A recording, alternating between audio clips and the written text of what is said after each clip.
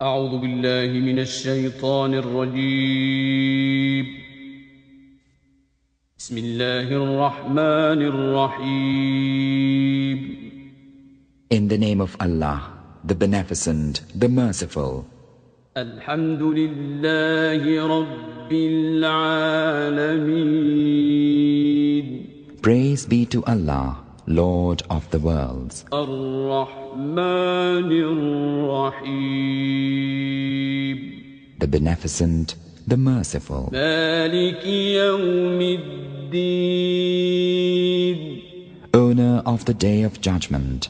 إياك نعبد وإياك نستعين. Thee alone we worship, Thee alone we ask for help. اهدنا الصراط المستقيم. Show us the straight path. صراط الذين أنعمت عليهم غير المغضوب عليهم ولا الضالين.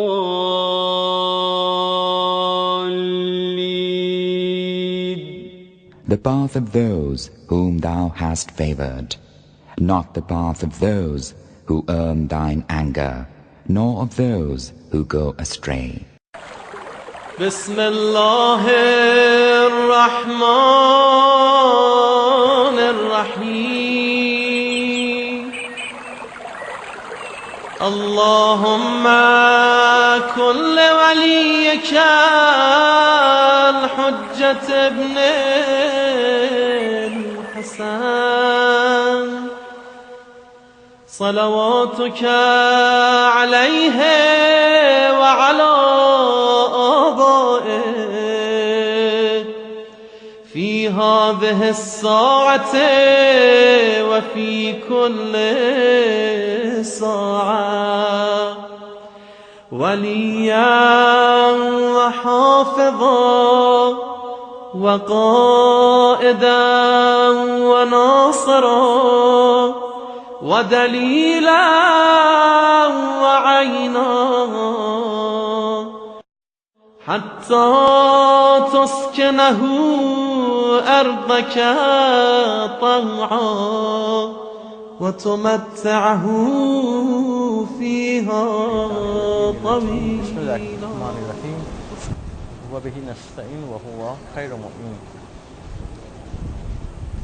گفتگو ہماری جو ہے وہ علم اخلاق میں توحید فیض میں جو مراتب ہیں اس کے حوالے سے تقریباً مکمل ہو گئی تھی، اور ان چاروں مراتب کے جن کا بیان گزشتہ تقریر میں آیا، اس کی بنیاد پہ انسان توکل کے مراحل کو کیسے طے کر سکتا ہے، اس حوالے سے آج کی گفتگو ہے.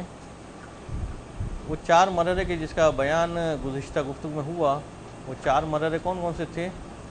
قشر، رب اور رب الرب. ان چار میں توکل جو ہے کس مقام پہ آتا ہے اور کس مقام پہ انسان جو ہے وہ توکل کے مراحل کو طے کرتا ہے. تو پہلا مرحلہ جو تھا قشر، کہ جس کو تعبیر کیا گیا تھا منافق کے ایمان سے، تو وہاں پہ تو توکل کی کوئی گنجائش ہی نہیں ہے. جس کو خدا پر ہی یقین نہیں ہے صدق کے دل سے، تو پھر توکل آنے کی گنجائش بھی موجود نہیں ہے. دوسرا مقام جو تھا قشر کا، کہ جہاں پہ ایک عام مومن کی کیفیت ہوتی ہے کہ وہ جن باتوں کا اظہار زبان سے کر رہا ہوتا ہے وہ باتیں اس کے دل میں بھی ہوتی ہیں، مگر یہ باتیں اس انداز کی نہیں ہوتی کہ جو تیسرے اور چوتھے مرحلے والے کی کیفیت ہوتی ہے. یعنی کہ توحید کے معاملات میں وہ گہرائی میں آگے نہیں بڑھا ہوا ہوتا ہے، اس کے توکل کی کیفیت بھی کوئی خاص مضبوط نہیں ہوتی ہے.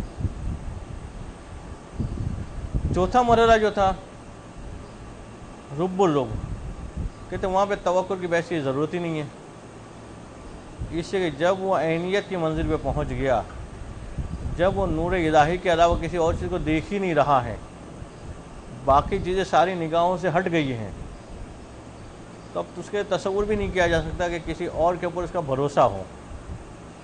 توکل بھی واقعاً اور خالصتاً جو ہے اسی ذات سے مربوط ہو جائے گا۔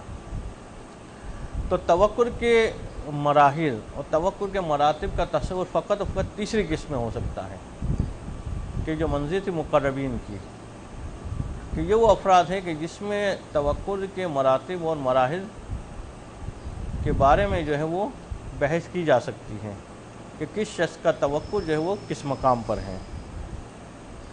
تو یہ ذہن میں رہے کہ یہ 4 قسم جو بیان کی گئی تھی توحید فی الفعل میں، اس میں توکل کی گفتگو فقط و فقط تیسری قسم میں آئے گی۔ اس میں کچھ اور باتیں بھی ہیں، پہلے یہاں تک کی عبارت کو دیکھ لیتے ہیں، پھر آگے کا بیان دیکھیں گے۔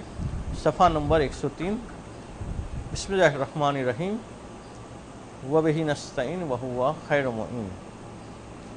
فصل ابتناء التوکل علی حصر مؤثر فی اللہ تعالی، کہ توکل کی بنا اس بات کے اوپر ہے کہ انسان جو ہے وہ مؤثر فقط و فقط ذات پروردگار عالم کو مانے، کہ ہر چیز کے اندر اثر پیدا کرنے والا فقط و فقط پروردگار عالم ہے۔ وَعْلَمْ اعلم انہ لا یمکن التوکل علی اللہ تعالی فی الامور حق التوکل الا بالبلوغ الی المرتبۃ الثالثۃ من التوحید، کہ یہ جان لیجئے کہ توکل پروردگار عالم کی ذات کے اوپر تمام امور کے اندر، الامور یعنی سارے کے سارے امور، یہ ممکن ہی نہیں حق کا توکل ہے، یعنی توکل کا جو حق ہے اس کو انسان ادا کر سکے، اس حد تک یہ حق کے توکل ممکن ہی نہیں ہے مگر کہ انسان جو ہے وہ تیسرے مرحلے تک پہنچ جائے۔ تیسرے مرحلے تک پہنچنے سے پہلے اگر کوئی دعویٰ کرتا ہے کہ میں خدا پہ بھروسہ رکھتا ہوں تو وہ حقیقی توکل نہیں ہوگا، وہ صرف زبانی توکل ہوگا اور زبانی باتیں ہوگی۔ تیسرے مرحلے پہ پہنچنے کے بعد وہ دعویٰ توکل کرنے کی پوزیشن میں آ سکتا ہے کہ وہی التی یلتبط بہا التوکل دون غیرہا من المراتب، اس سے کہ یہ تیسرا ہی مرحلہ ہے کہ جہاں پہ توکل مربوط ہو سکتا ہے، باقی مراحل اور باقی مراتب میں توکل کے مرتبط ہونے کی کوئی گنجائش نہیں ہے۔ کیوں؟ اس کی وجہ بتا رہے ہیں، کہتے ہیں اذا المرتبۃ الرابعۃ لا یتوقف ولا یبتنی علیہ التوکل، جہاں تک چوتھے مرتبے کا تعلق ہے تو وہاں پہ توکل بنا ہی نہیں رکھے گا، اس لیے کہ جب چوتھے مرتبے پہنچ گیا ہے اس کا مطلب کیا ہے کہ وہ عینیت کی منزل پہ پہنچ گیا ہے، وہ اس مقام پہ پہنچ گیا کہ جہاں پہ اس نے باقی جو جتنے بھی اشیاء جو ذات پروردگار اور اس کے درمیان آنے والی اس کو ہٹا دیا ہے، اس کی نگاہ فقط ذات پروردگار عالم کی طرف ہے، وہ اشیاء کی طرف اس کی نگاہ ہی نہیں جاتی ہے، تو پھر وہاں توکل کی بحث کی گنجائش ہی نہیں رہتی ہے۔ اس لیے جب وہ مؤثر واحد تک پہنچ گیا ہے تو پھر سارا بھروسہ اس کا ہوگا بھی اسی کے اوپر۔ والاولی مجرد نفاق لا یفید شیئا، اور پہلا مرتبہ تھا جو قشر والا تھا، تو وہاں پہ تو فقط نفاق ہے، تو جب وہ دل سے خدا کو مان ہی نہیں رہا ہے تو توکل کی بھی گنجائش نہیں ہوگی۔ والثانیہ، اور دوسرا جو مرتبہ تھا آنی مجرد توحید بالاعتقاد، یعنی جہاں پہ اس کا توحید پہ اعتقاد ہے، دل سے بھی اس کو قبول کر رہا ہے، کہتے لا یورث حال التوکل کما ینبغی، مگر اس کیفیت میں بھی کما حق و توکل پیدا نہیں ہو پاتا ہے۔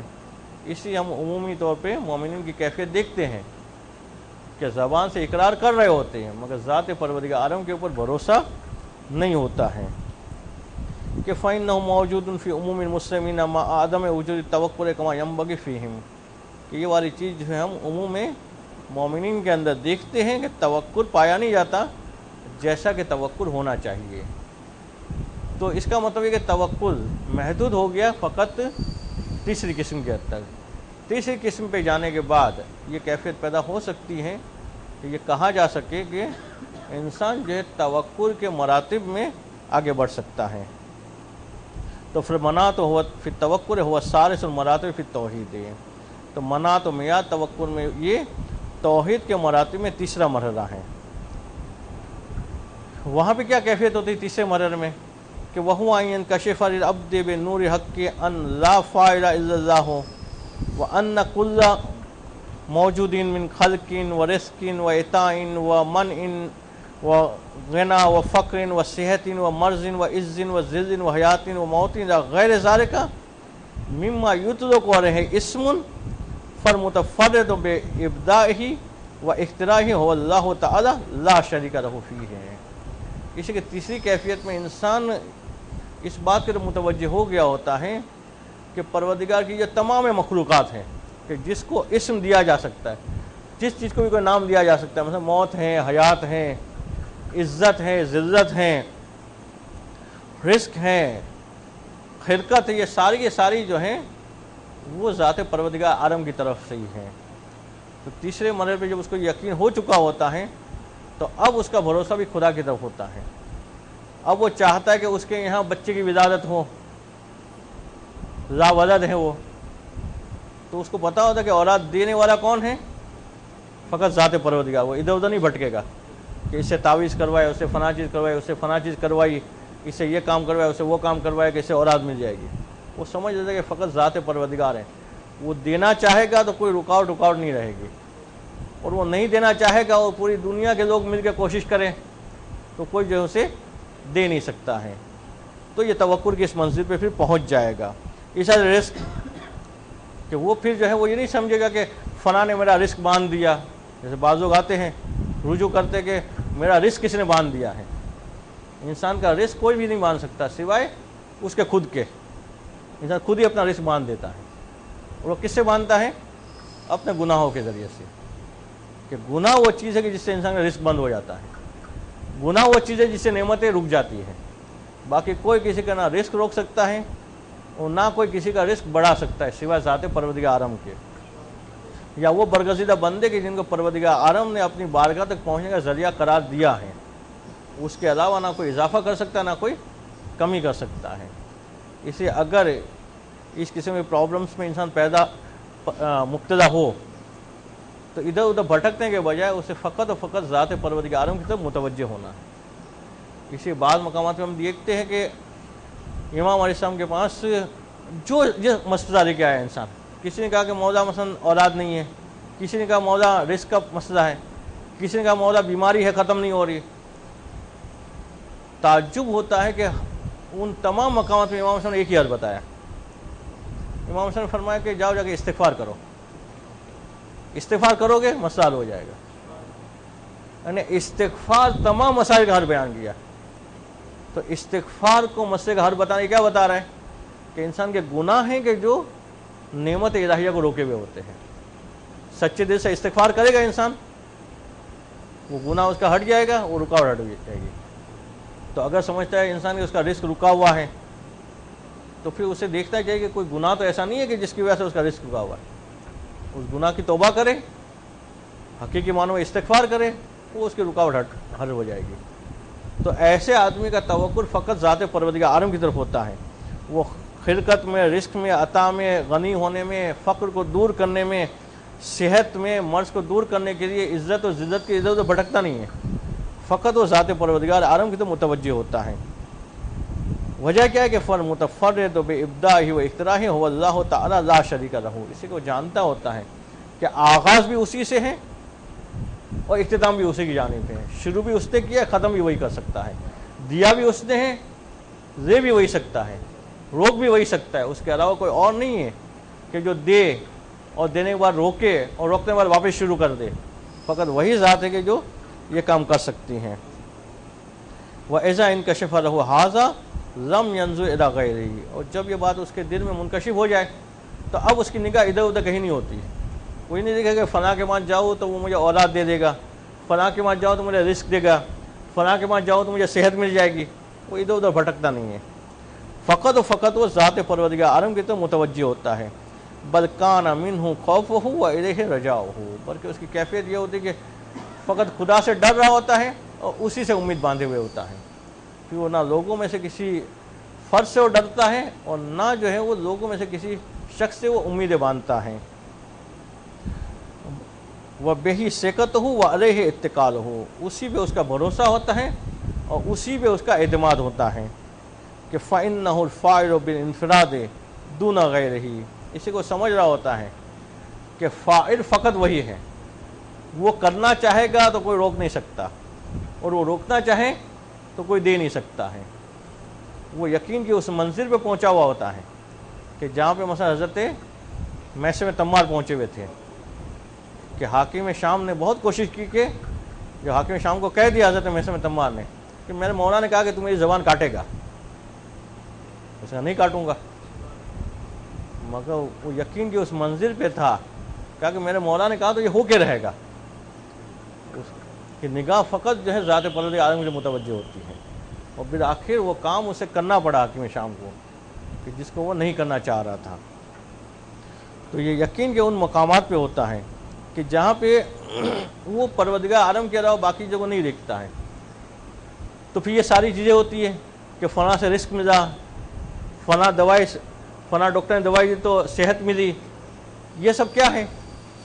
کہتے وما سواہ مسکورون لا استقرار لہم بتحریک ذرۃ فی ملکوت السماوات والارض، وہ یہ جان دیتا ہے کہ یہ ساری چیزیں جو ہے پروردگار نے مسخر کی ان کاموں کے لیے۔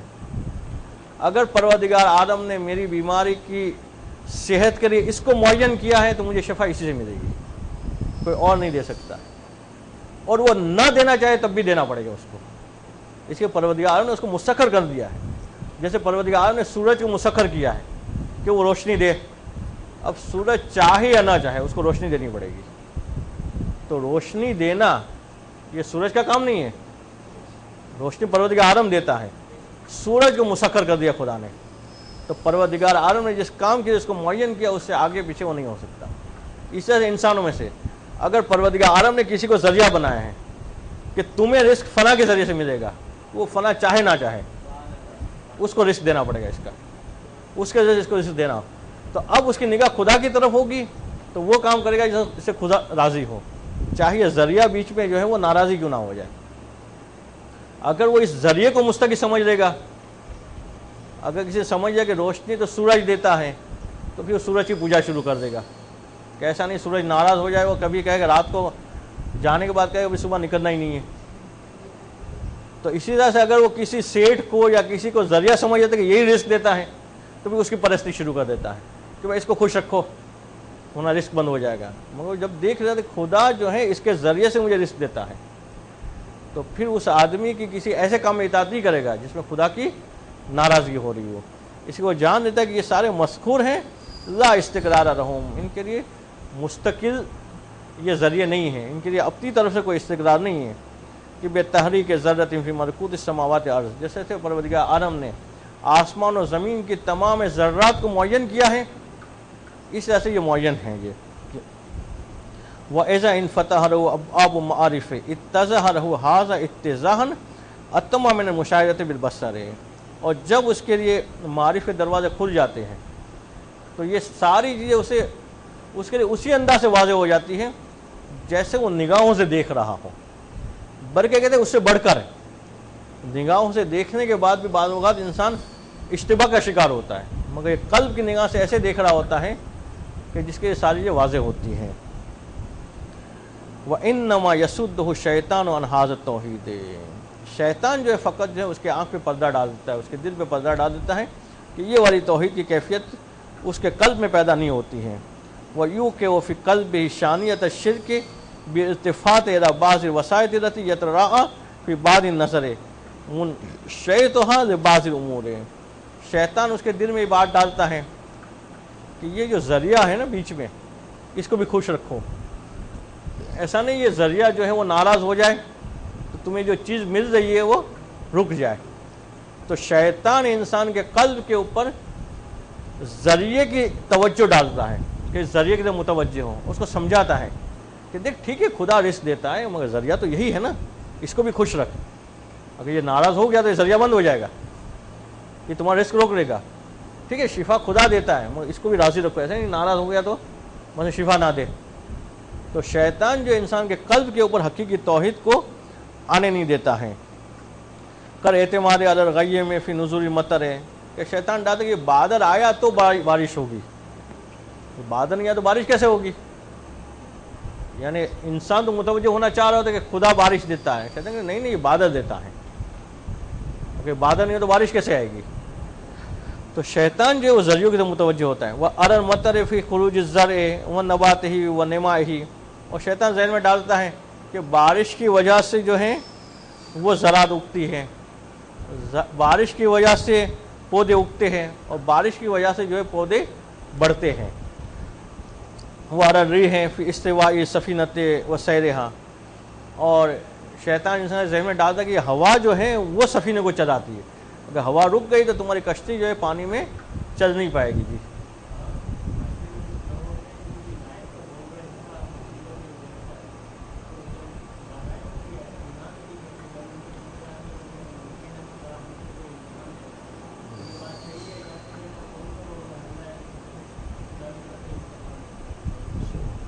دیکھیے، مصیبتیں جو عام طور پہ انسان پہ آتی ہیں اس کی دو قسمیں ہوتی ہیں۔ ایک وہ مصیبت ہوتی ہے جو انسان خود ضائع ہوتا ہے اپنے پر، ایک وہ مصیبت ہوتی ہے جو پروردگار عالم کی طرف سے آئی ہوتی ہے۔ ہم پہ آنے والی اکثر مصیبت وہ ہوتی ہے کہ جس کا ذریعہ ہم خود ہی بنے ہوتے ہیں۔ بعض اوقات جو اس ذریعے کی طرف متوجہ ہوتے ہیں تو ہم سمجھ جاتے ہیں کہ فلاں جو غلط کام کیا تھا اس کی یہ سزا بھگت رہے، اور بعض اوقات اس ذریعے کی طرف متوجہ نہیں ہوتے ہیں مگر آئی خود ہی ہوتی ہے۔ مطلب آپ کو کوئی صاحب ملیں گے کہ بھائی جو ہے وہ بڑا خرچہ ہو گیا، ہم نے مجھے کیا ہوا؟ کیا بس ہاسپٹل میں ایڈمٹ ہونا پڑا۔ آپ پوچھیں بھائی کیوں؟ کیا موشن ہو گئے تھے؟ کیا کیسے ہو گئے؟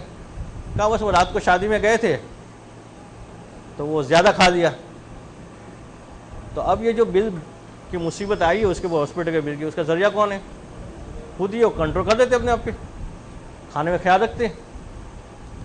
مثلا آنکھ بند کر کے بائک چلا رہے تھے، ریس لگا رہے تھے، ہڈی ٹوٹ گئی، یہ مصیبت ہے۔ کون سی مصیبت ہے؟ یہ خود لائے ہم اپنے اوپر۔ اس مصیبت کا کوئی عجز نہیں ہے کہ ہم کہیں کہ مثلا جو خدا کی طرف سے مصیبت آئی، اب صبر کر رہے، کتنے صابر ہیں ہم۔ یہ تو مصیبت ہم خود ہی دعوت دی ہم نے مصیبتوں کو۔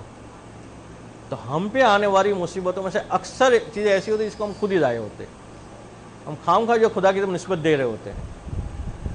مہینے کے شروع میں جو ہے وہ آنکھ بند کر خرچہ شروع کر دیتے ہیں، مہینے کے آخر میں قرضے رہ رہے ہوتے ہیں۔ تو یہ جو قرضے کی مصیبت آ رہی ہے کہ ہم کہیں مقروض ہو گئے، اگر مثلا میانہ روی سے شروع میں ہی چل رہے ہوتے تو مہینے کے آخر میں مقروض نہ ہوتے۔ جی قسمت میں ہوتا ہے وہ ٹھیک ہے، قسمت میں جو لکھا ہوتا ہے وہ ہوتا ہے، مگر قسمت وہ والی جو ہم نے خود لکھی ہو اپنی قسمت، یا وہ قسمت جو خدا نے لکھی ہے۔ تو یہ آنکھ بن کر کے جو بائک چلا رہے تھے اس کی قسمت ہم نے خود لکھی نا کہ اپنی ٹانگ ٹوٹے گی۔ تو وہ مصیبت ہے کہ جو جس کے ہم ذمہ دار ہم خود ہی ہوتے ہیں، اس کا کوئی اجر و ثواب کی بات روایت میں ظاہر نہیں ہے۔ وہ مصیبت ہے جو پروردگار عالم کی طرف سے آئی ہوتی ہے۔ جی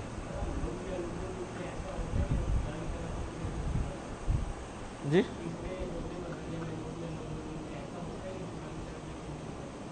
ہاں، پروردگار میں آزمائشیں ہوتی ہیں مگر وہ اس کے برگزیدہ بندوں کی ہوتی ہیں، اور عام مومنین کی بھی ہوتی ہیں مگر بہت کم ہوتی ہیں۔ ہم اکثر اوقات جن مصیبتوں میں پھنستے ہیں اس کے سبب ہم خود ہی ہوتے ہیں، ہم اس کے تو متوجہ نہیں ہوتے ہیں۔ ہم دیکھیں ہم جن پرابلمس میں پھنستے ہیں، بیمار ہو گئے، بیماری میں دیکھیں کہ بیماری کی وجہ کیا تھی، تو وجہ سمجھ میں آ جائے گی کہ کہیں نہ کہیں ہم نے غلطی کی تھی، ورنہ جو سسٹم چل رہا ہے اس کے اعتبار سے چلتے تو کوئی بیماری نہ ہوتی۔ یا مثلا کہیں گر گئے تو کہیں نہ کہیں خطا ہوگی کہ چلتے بے خیالی میں چلے، نہیں دیکھا مثلا جو ہے وہ ادھر دیکھ رہے تھے کسی اور کو متوجہ ہو کے، راستے میں دیکھا کہ وہ کیلے کا چھلکا جو ہے وہ پڑا ہوا تھا، پاؤں پھس رہا ہو، گرے، تو غلطی کس کی ہے کہ ہم مثلا نیچے دیکھ کے نہیں چلے۔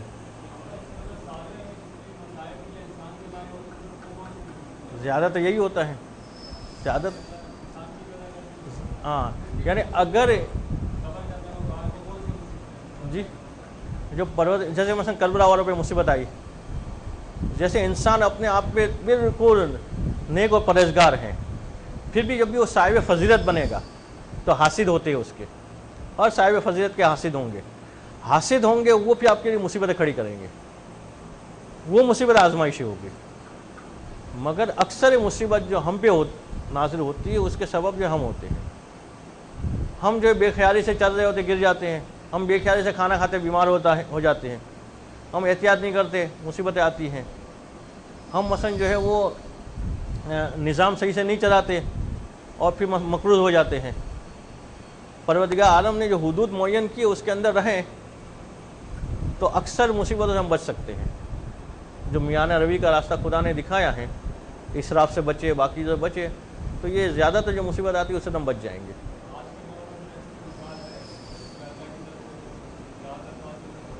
نہیں، صاحب فضیلت کے لیے ہوتی ہے، ہر صاحب فضیلت کے لیے مصیبت آتی ہے۔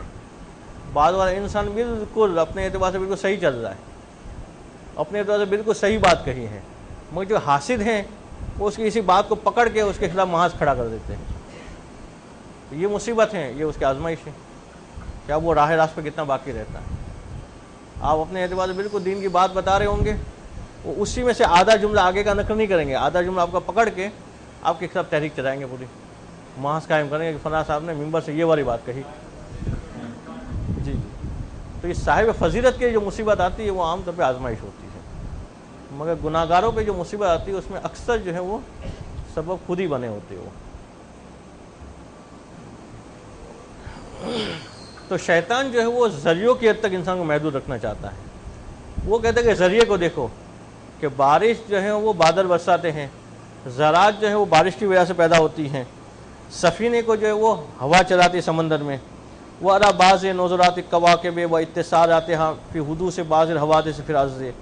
شیطان متوجہ کرتا ہے کہ دیکھیں یہ زمین میں جو تبدیلی آ رہی ہے یہ فلاں ستارے کی مزاح اس کی وجہ سے آئی، یہ جو حادثہ پیدا ہوا اس کی وجہ فلاں ستارے کا فلاں جگہ پہ ہونا ہے۔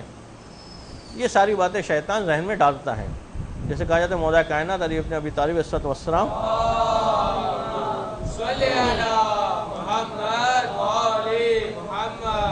جب جنگ نہروان کے لیے جا رہے تھے تو بیچ میں ایک نجومی ملا کہ مولا جو ہے اس وقت پہ آپ جنگ کے لیے نہ جائے، یہ لمحہ جنگ کے لیے نکلنے کے لیے مناسب نہیں ہے، اگر آپ گئے تو آپ کی شکست ہوگی۔ مولا نے اس کی بات کو رد کیا اور پھر مولا نے خبر بھی دی کہ جنگ نہروان کا نتیجہ کیا نکلے گا۔ تو انسان جو ستاروں کا پابند نہ ہو جائے کہ ستارے جو ہماری قسمت بنائیں گے، ستارے ہماری قسمت بنا ہی نہیں سکتے۔ وجہ کیا تھی وہ پہلے بھی آ چکی تھی کہ ستارے اشرف المخلوقات نہیں، ہم اشرف المخلوقات ہیں۔ ستارے ہمارے تابع نہیں، ستارے ہمارے تابع، ہم ستارے کے تابع نہیں ہیں۔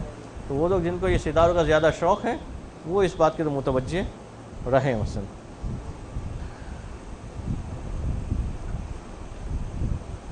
وقع التفات الى اختیار بعض الحیوانات و قدرت بعض الافعار، یا مثلا انسان جو ہے بعض حیوانات کی طرف متوجہ ہوتا ہے یا ان کی قدرت کے متوجہ ہوتا ہے تو سمجھتا ہے کہ خدا نہ چاہے تب بھی یہ کچھ کر سکتا ہے، اس کے اندر یہ والی خوبی ہے۔ تو وسوس الشیطان فی قلبہ و یقول لہ، تو شیطان اس کے دل میں وسوسہ ڈالتا ہے اور آدمی کو سمجھاتا ہے۔ کیا سمجھاتا ہے اس کو کہ کیف تری کل من اللہ تعالیٰ، تو کیسے سمجھتا ہے کہ ساری باتیں خدا کی طرف سے ہوتی ہیں۔ وہ حاضر انسان یوتی کا رزق کا بے اختیار ہی، یہ آدمی اپنی طرف سے تجھے رزق دے رہا ہے۔ انشاء آتا کا و انشاء منع، اگر وہ چاہے گا تو تجھے دے گا، نہیں چاہے گا تو نہیں دے گا۔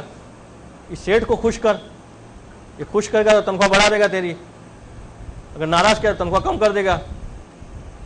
اب سیٹ نے کہا کہ شراب کی بوتل دے کے آؤ، اب سوچے گا کہ اگر ناراض کیا تو تنخواہ کم ہو جائے گی، ہو سکے نوکری سے نکال دے۔ شیطان یہاں پہ آتا ہے کہ نہیں یہ مثلا جو ہے رزق بھی تو اہم ہے، روزی بھی تو اہم ہے، اس کو سمجھاتا ہے خدا کو بعد میں دیکھ لیں گے، خدا کو بعد میں سمجھا دیں گے، اور رات کو جو ہے مصر پہ بیٹھ کے توبہ کر دیں گے، ابھی سیٹ کو خوش کر دو۔ حرام کام کے لیے انسان کو آمادہ کرتا ہے شیطان، اس ذریعے کی طرف محدود رکھتے ہوئے، جبکہ اگر وہ بندہ ربانی ہو، اللہ والا ہو، تو سمجھ جاتا ہے کہ یہ شیطان بیکار ہے۔ پروردگار کی ناراض کرتے ہوئے، خدا کو ناراض کرتے ہوئے کسی بندے کی اطاعت نہیں کرتا، ہو کسی بندے کے لیے کوئی کام نہیں کرتا ہے، وہاں کام کرے گا کہ جہاں خدا ناراض نہ ہو رہا ہو۔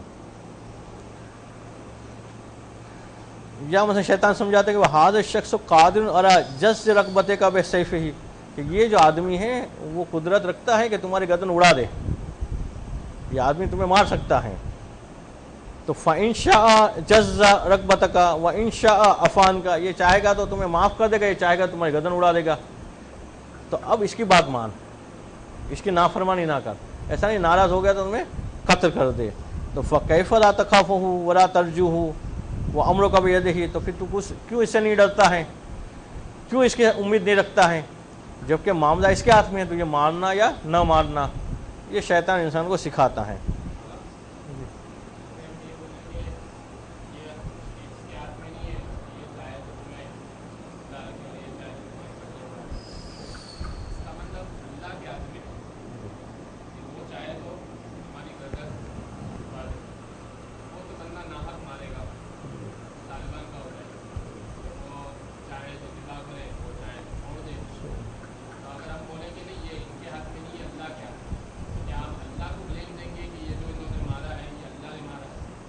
دیکھیں پروردگار کے ہاتھ میں ہے اور اس کے ہاتھ میں ہے. فرق یہ ہے کہ اصل میں تو خدا کے ہاتھ میں ہے. خدا کے ہاتھ میں سے اس کا مطلب یہ شخص اپنے ارادے سے کوئی کام کرنا چاہے تب بھی پروردگار اس کے ارادے کو توڑ سکتا ہے اور اس کے کام کو ناکام بنا سکتا ہے. مگر یہ شخص جب کوئی کام کرے گا تو کرے گا اپنے ارادے سے. یہ کسی بے گناہ کو مارے گا تو یہ اپنے ارادے سے مارے گا اور اسی وجہ سے اس کو جو ہے سزا بھی ملے گی. مگر یہ اپنے ارادے سے مار سکتا ہے. اس کا مطلب کوئی یہ نہ سمجھے کہ خدا روک نہیں سکتا اس کو. خدا چاہے تو اس کو روک سکتا ہے. ہو سکتا ہے کہ اپنے ارادے سے وار کرے اور اس کا وار ناکام ہو جائے. تو یعنی خدا کی قدرت جو ہے ختم نہیں ہوئی، مگر پروردگار عالم نے جو اختیار دیا اس اعتبار سے اس کے افعال سارے جو ہے وہ اپنے ہاتھ میں ہیں. مثلا ہم جو ہے اپنے گھر میں بٹن آن کر کے لائٹ جلاتے ہیں، بٹن آن کر کے بند کرتے ہیں. اس کا مطلب کیا ہے کہ لائٹ کا کھولنا اور بند کرنا ہمارے ہاتھ میں ہے. تو کسی اور کی قدرت ختم ہو گئی. وہ جب وہاں سے بند کرنا جائے تو یہاں سے ہم آن آف کرتے نہیں جلے گا. تو اس میں اصل قدرت اس کی باقی ہے اپنے وہاں پہ. اس نے یہاں سے کرنٹ دے دیا ہے کہ ٹھیک ہے ہم آن آف کر سکتے ہیں. مگر یہ آن آف کرنے کی قوت کی وجہ سے کوئی یہ نہ سمجھے کہ ہمارے ہاتھ میں جب چاہے بجلی جلائے، ہمارے ہاتھ میں جب چاہے بند کرے. اصل قدرت وہاں پہ باقی ہے. تو پروردگاروں کی قدرت ختم نہیں ہوئی ہے. یہ بندہ مارنا چاہے تب بھی خدا چاہے تو نہیں مارے گا، وہ نہیں مار سکتا. یا تو اس کا ارادہ ٹوٹ جائے گا یا یہ وار کرے گا تو وار فیل ہو جائے گا. مگر یہ کرے گا اپنے اختیار سے، اور اسی بل بھی دینا پڑتا ہے. اپنے اختیار سے ہی بٹن آن کے لائٹ جلاتے ہیں. اگر بغیر اختیار کے چل رہا ہوتا تو بل بھی نہیں دیتے مثلا. تو اس لیے اب یہ اپنے ارادے سے مار رہا ہے تو اس کو سزا ملے گی اس کے کرنے کی، اس نے اپنے اختیار سے کیا ہے. مگر اس کا مطلب یہ کہ پروردگار کی قدرت ختم ہو گئی ہے. قدرت جو خدا کی باقی ہے. تو شیطان بیارے اس کے ذہن میں یہ ساری چیزیں ڈالتا ہے اور اس کو خدا کی طرف متوجہ ہونے کے بجائے ذریعوں کی طرف متوجہ کرتا ہے کہ انسان جو ہے وہ ذریعے کی طرف متوجہ ہو اور یہ خیال کرے کہ یہ جو ذریعے ہیں اس کو میں خوش کرتا رہوں ورنہ یہ مجھے ضرر پہنچائیں گے. ولا ریب فی ان امثال هذه التفاتات جہز بحقائق الامور ہے. اور اس بات میں کوئی شبہ ہی نہیں ہے کہ یہ جو توجہ ہوتی ہے ہماری ان ذرائع کی طرف، یہ حقائق امور سے ظاہر ہونے کی وجہ سے ہے. ہم خدا کی صحیح معرفت نہ رکھنے کی وجہ سے ان ذریعوں کی طرف متوجہ ہوتے ہیں. ومن مکن الشیطان منہ وسرته على نفسه حتى يوقع حاضر وساوس في قلبه فهو من الجاهلين بابواب المعارف. تو جو آدمی شیطان کو کنٹرول کر دے، شیطان کو کنٹرول دے دے اور اس کو اپنے نفس پہ بٹھا دے کہ وہ یہ والے وسواس اس کے ذہن میں ڈالے، تو یہ آدمی ہمیشہ جو ہے وہ ابواب معارف سے جاہل ہی رہتا ہے. پھر جو ہے وہ معارف کے ابواب اس کے اوپر کھلتے نہیں ہیں. مگر جب آدمی شیطان کو اپنے سے ہٹا دے، وہ یہ سمجھ دے کہ یہ ساری چیز ذریعے ہیں، اصل قدرت جو ہے وہ ذات پروردگار عالم کے ہاتھ میں ہے، تب اس کے ابواب معارف جو ہے وہ کھلنا شروع ہو جاتے ہیں. کہ از من انکشف رہو امر العالم کما ہوا علیہ علم ان السماء والکواکب والریح والغیم والمطر والانسان والحیوان وغیر ذلک من المخلوقات کلہم مغفورون مذکورون للواحد الحق الذی لا شریک لہ.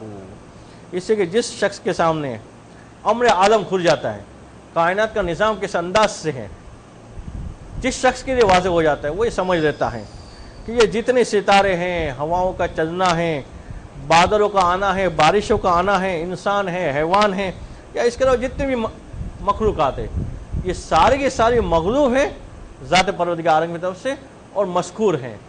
ہم بادل کی راکھ پرستش کریں گے آج نہیں برس، خدا نے اس کو حکم دیا ہے وہ برسے گا، اور بادل کی راکھ پرستش کریں گے آج برس جا، خدا نے کہا نہیں برستا ہے تو وہ نہیں برسے گا۔ جی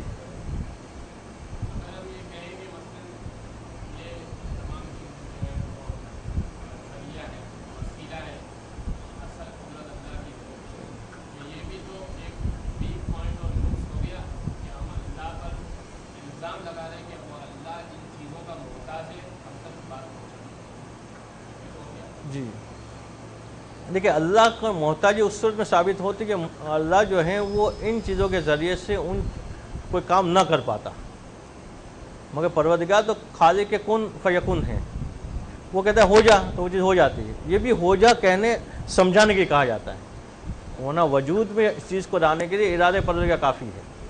پروردگار عالم نے اس دنیا کا نظام جو ہے وہ عدد و اسباب کے قائم کیا ہے، اور جب تک عدد و اسباب پہ نظام نہ ہو تب تک امتحان نہیں ہو سکتا بندوں کا، تو بندوں کا امتحان تام ہو، اس سے عدد و اسباب کا نظام ہے۔ جیسے اگر کسی کمپنی کا ایک سیٹ ہے، وہ چاہے تو خود ہی مثلا سارے کام کر سکتا ہے، مگر اس نے نظام کو قائم کرنے کے لیے کام کو جو ہے وہ ترتیب و تقسیم کیا، مگر وہ سیٹ کی مثال شاید اتنی صحیح نہیں ہوئی، اس لیے وہ بھی انسان ہے، مجبور ہے، مگر ذات پروردگار وہ تو کسی چیز کو وجود میں لانے کے لیے ارادہ کافی ہے اس کے لیے، مگر تام نہیں ہوتا انسان کا امتحان اگر یہ عدد و اسباب کے ذریعے سے امتحان نہ ہوتا۔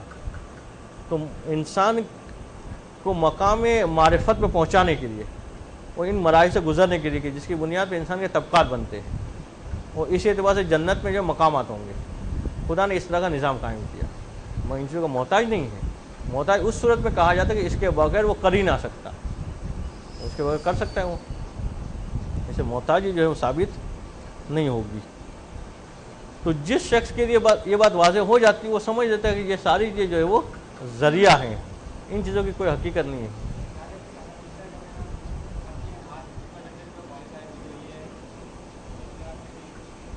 کیا چیز؟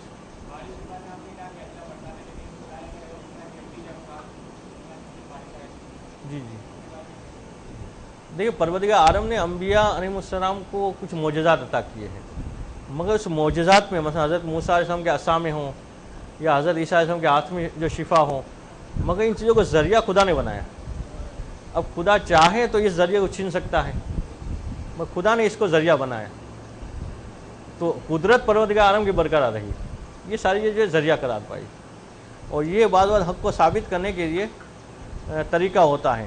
مثلا آپ اپنے نمائندے کو کسی مقام پہ پہنچیں، بھیجیے، تو سامنے والا کو کیسے پتا جائے گا کہ آپ کا نمائندہ ہے؟ تو آپ اس کو ایک اتھارٹی لیٹر دیں گے کہ بھائی یہ وہ لیٹر لے کے آئے گا کہ بھائی اس سے پتا جائے گا کہ یہ بندے کو فلاں صاحب نے بھیجا ہے، تو سامنے والے کو بھروسہ آئے گا اور وہ جو ہے وہ مان لے گا۔ اسی طرح خدا نے جو انبیاء کو بھیجا معجزات دے کے، یہ معجزات گویا ثبوت تھا کہ خدا کی طرف سے آئے ہیں۔ معجزہ یعنی ایک ایسی چیز کہ جو عام بندے نہ کر سکتے وہ کر کے دکھائیں، تو لوگ مان لیں گے ہاں یہ ادھر کا بندہ ہے۔ اگر ہمارے جیسا ہوتا تو ہم تو یہ نہیں کر پاتے ہیں، یہ کیوں کر پا رہے ہیں؟ مگر یہ پروردگار عالم نے ان کو دیا، مگر جب چاہے تو دینا چاہے تو دے سکتا ہے۔ اسی طرح سے ائمہ علیہ السلام اور انبیاء کے پاس جو چیزیں بھی ہیں، ہم ان کے بارے میں جو عقیدہ رکھتے ہیں وہ واضح عقیدہ یہی ہے کہ ذاتاً فقط ذات پروردگار عالم کے پاس ہے، پروردگار نے ان کو جو دیا ہے وہ ان کے پاس ہے۔ تو پروردگار خود عالم الغیب و شہادہ ہیں، وہ ان میں سے جن کو چاہے وہ عالم الغیب بنا سکتا ہے، تو پروردگار ان کو علم غیب دیا ہے، مجھے جو خدا نے دیا ہے خدا کے پاس ہے وہ ذاتی ہے، ان کے پاس جو ہے پروردگار عالم نے جو دیا ہے وہ والا علم غیب ہیں۔ تو وہ اس بات کو جان لیتا ہے کہ یہ ساری چیزیں جو ہیں، ساری اشیاء جو ہے اس کو پروردگار عالم نے مخفور کیا ہوا ہے، مسخر کیا ہوا ہے، ان کو یہ والے کام کرنے پڑیں گے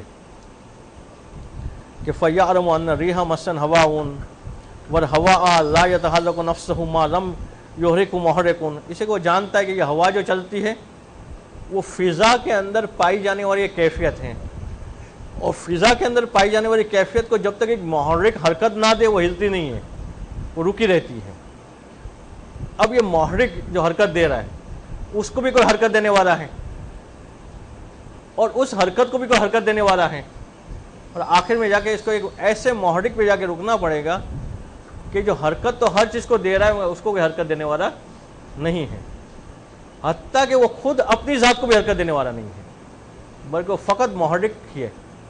تو وہ اس کی نگاہ ہوا کے جھولنے پہ نہیں ہوتی کہ ہوا جو ہے وہ آ جا رہی ہے، بلکہ اس کی نگاہ اس ذات پہ ہوتی ہے کہ جس نے اس کو جو ہے حرکت دی ہے. کہ لا یتحرک نفس ما لم یحرک محرک وحاضر محرک لا یحرک الہوا ما لم یحرک التحریک محرک آخر، کہ ہر محرک در محرک اس کو آگے بڑھنا پڑے گا. وہکذا الی ان ینتہی الی المحرک الاول لرسی لا تحرک لہ ولا ہوا متحرک فی نفسہ، یہاں تک کہ یہ سلسلہ جا کے رکے گا کہ ایسے محرک کے پاس کہ جس کو کوئی حرکت دینے والا نہیں ہوگا، حتیٰ کہ وہ خود بھی اپنے آپ کو حرکت دینے والا نہیں ہوگا.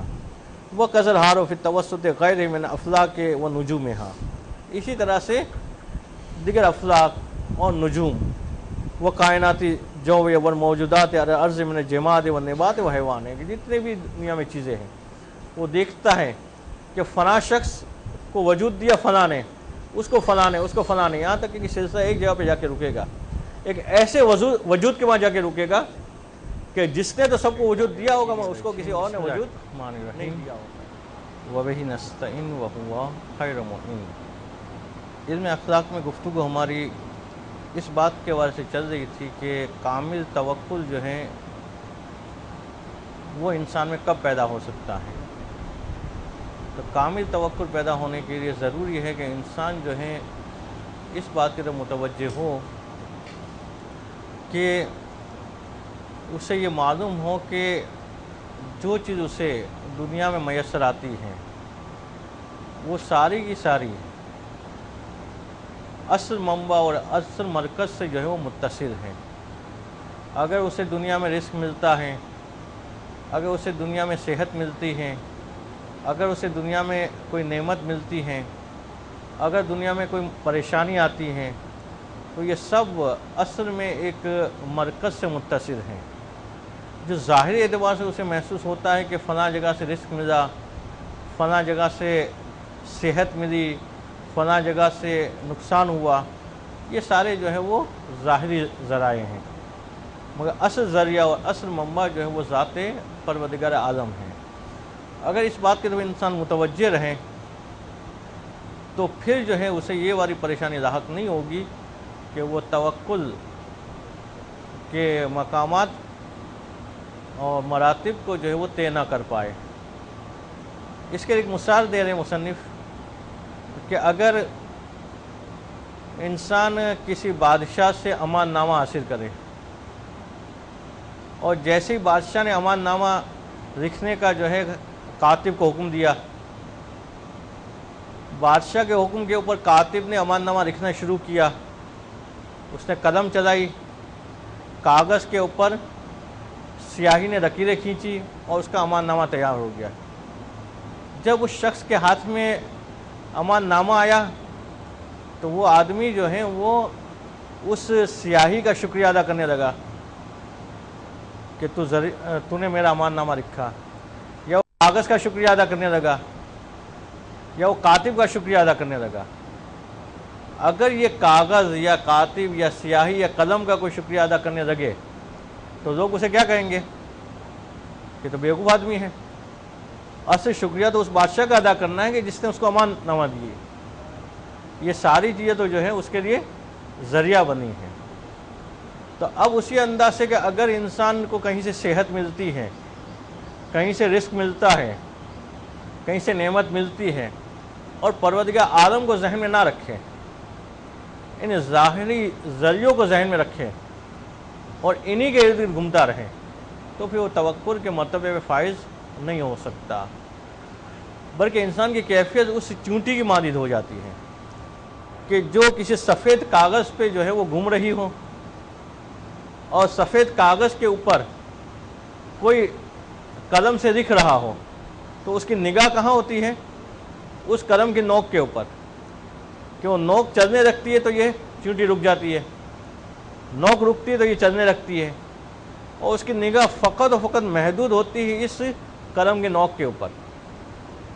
یہ چونٹی آگے نہیں دیکھ پاتی کہ یہ قلم کسی کے ہاتھ میں ہے، ہاتھ کی انگلیاں حرکت کر رہی ہے، اس انگلیوں کو حرکت کرانے والا کوئی انسان موجود ہے اور وہ انسان اپنے ارادے سے یہ کام کر رہا ہے، اس کو با ارادہ بنانے والی کوئی اور ذات ہے کہ جس نے اس کو با ارادہ بنایا، اور اس با ارادہ بنانے کی وجہ سے یہ دکھ پا رہا ہے، ان ساری باتوں کی تو وہ چونٹی میں جو ہے وہ متوجہ نہیں ہوتی ہے۔ انسان کی کیفیت بھی ایسی ہو جاتی ہے کہ وہ ظاہری ذریعے کی تو متوجہ ہوتا ہے، اس کی نگاہ فقط و فقط وہاں تک محدود رہتی ہے، اور اس کی وجہ سے وہ یہ سمجھ رہا ہوتا ہے کہ یہ جو مجھے رزق دے رہا ہے اس کو میں خوش رکھوں، یہ جو مجھے صحت دے رہا ہے اس کو میں خوش رکھوں، یہ جو مجھے نعمت دے رہا ہے اس کو میں خوش رکھوں، ایسا نہ ہو یہ لوگ ناراض ہو جائے تو مجھے جو چیزیں میسر آ رہی ہے وہ رک جائے۔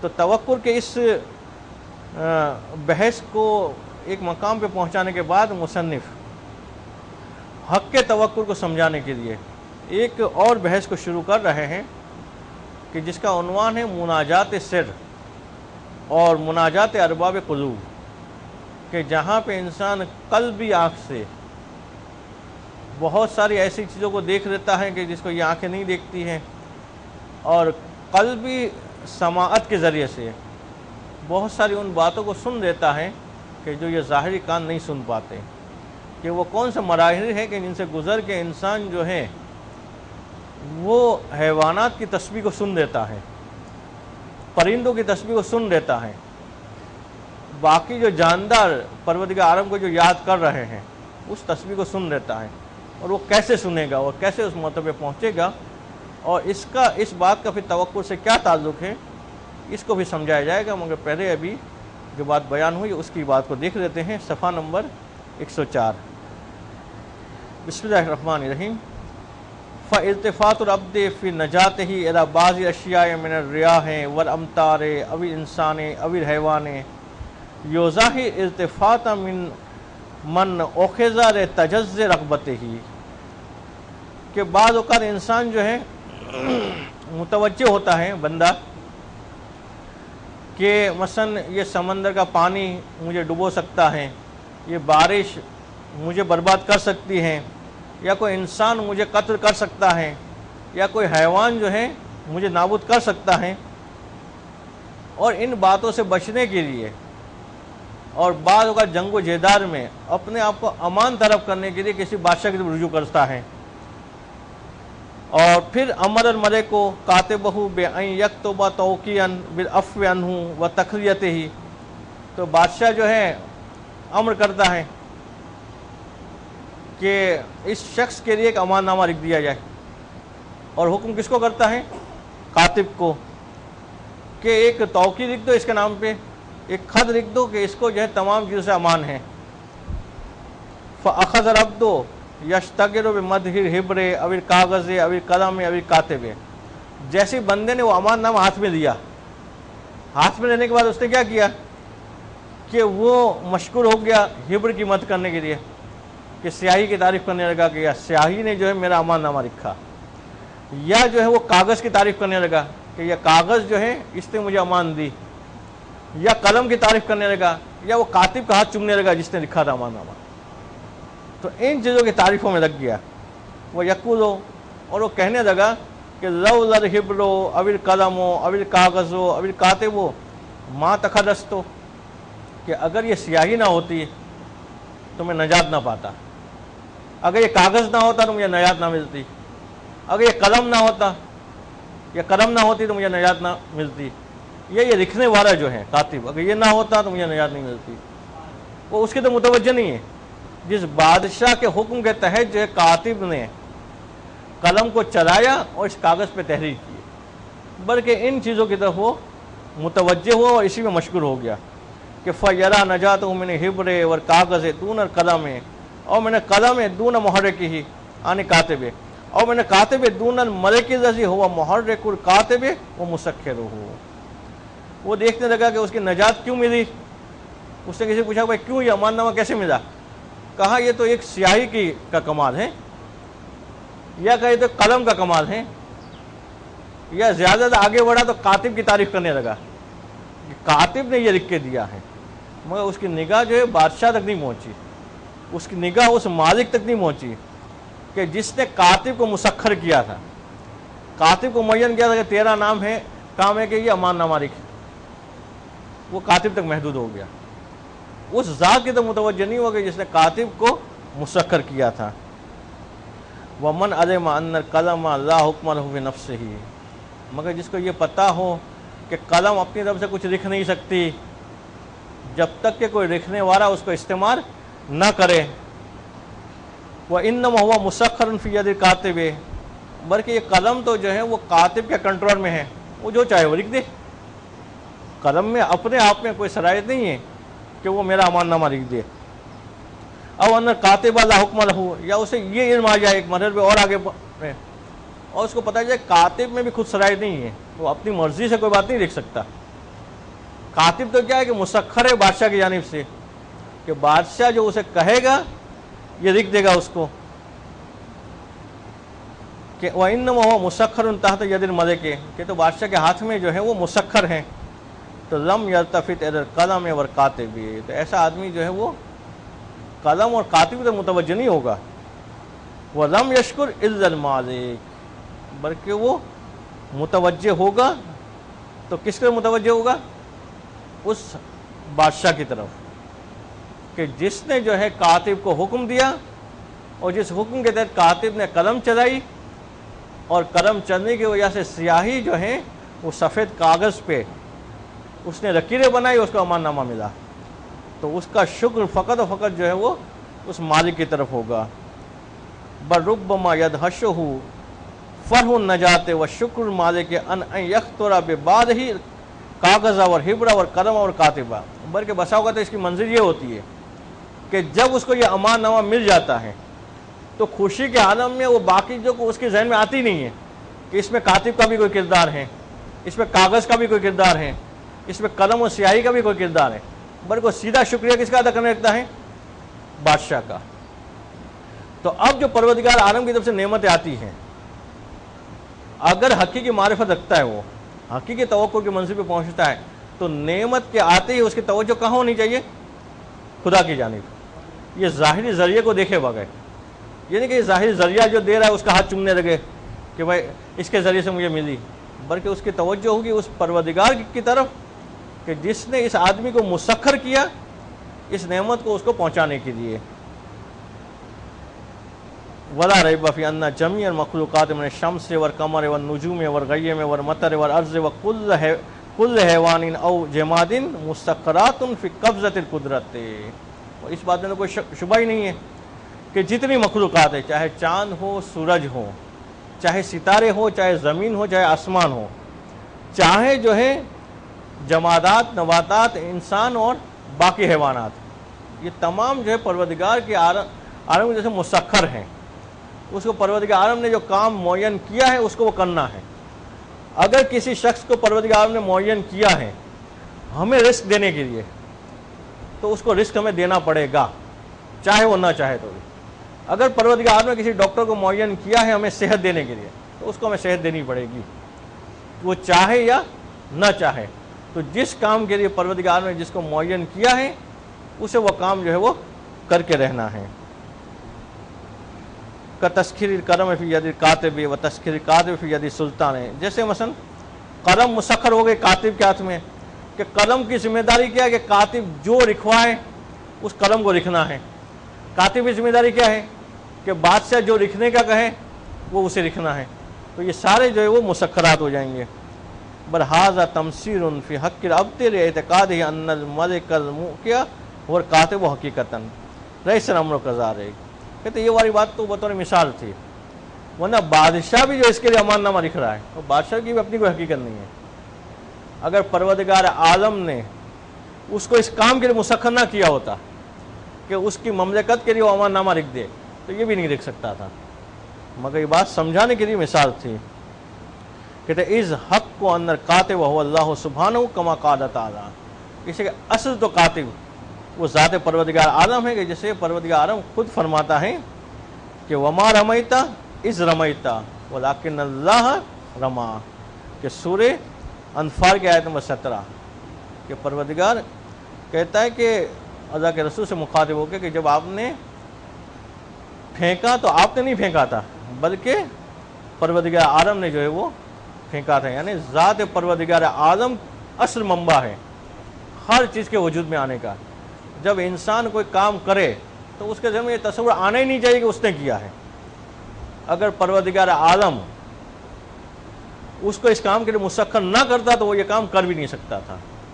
اگر وہ راستے سے کسی کے پتھر اٹھا لیتا ہے تاکہ کسی کو اذیت نہ ہو تو یہ نہ سمجھے کہ میں نے کسی سے تکلیف کو اٹھایا، بلکہ یہ سمجھے کہ پروردگار عالم نے مجھے مسخر کیا کہ میں لوگوں کی اس تکلیف کو ہٹاؤں. تو وہ شکر پروردگار عالم کا ادا کرے گا. اس نے جو ہے اس کام کے قابل سمجھا اور یہ ذمہ داری اس کو دی. اگر یہ انسان سمجھنے لگتا ہے کہ میں نے یہ کام کیا تو فوراً اس کی توجہ ہوتی ہے ان لوگوں کی طرف کہ جن کے لیے کیا، اور خواہش ہوتی ہے کہ یہ لوگ میرا شکریہ ادا کرے اس کے میں نے ان کے لیے کیا ہے. مگر جب اس کی نگاہ خدا کی ذات کی طرف ہوگی تو وہ پھر لوگوں کے شکریہ کا محتاج نہیں ہوگا.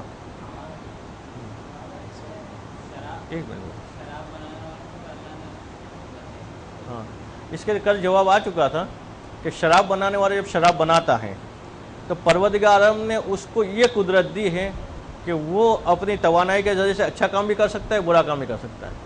اب یہ برائی کا انتخاب خود نے کیا اس کو، مگر یہ برائی جو انجام دے رہا ہے اس کی قوت جو ہے اس کا اصل منبع ذات پروردگار عالم ہے. اب یہ اس کے لیے آزمائش ہے کہ اس قوت کے ذریعے سے وہ صحیح کام کرے اور اپنے آپ کو جنت تک پہنچائے یا غلط کام کر کے جہنم میں پہنچائے. اسی کہ اگر یہ قوت اس کو نہ دی جاتی تو امتحان تام نہیں ہوتا. جی تو فمن انکشف له ان جميع ما في السماوات والارض مسخرات للواجب الحق لم يرى في الوجود مؤثرا الا هو. تو جس آدمی کو یہ یقین ہو جاتا ہے کہ جو کچھ آسمانوں میں ہے جو کچھ زمینوں میں ہے وہ سب واجب الوجود کی جانب سے مسخر شدہ ہے تو پھر جو ہے وہ وجود میں خدا کے علاوہ کسی اور کو مؤثر نہیں مانتا. پھر کبھی اس کے ذہن میں نہیں آتا کہ فلاں آدمی نے میرا نقصان کر دیا یا فلاں آدمی نے مجھے فائدہ پہنچا دیا یا فلاں کی جانب سے یہ ہوا یا فلاں کی جانب سے وہ ہوا.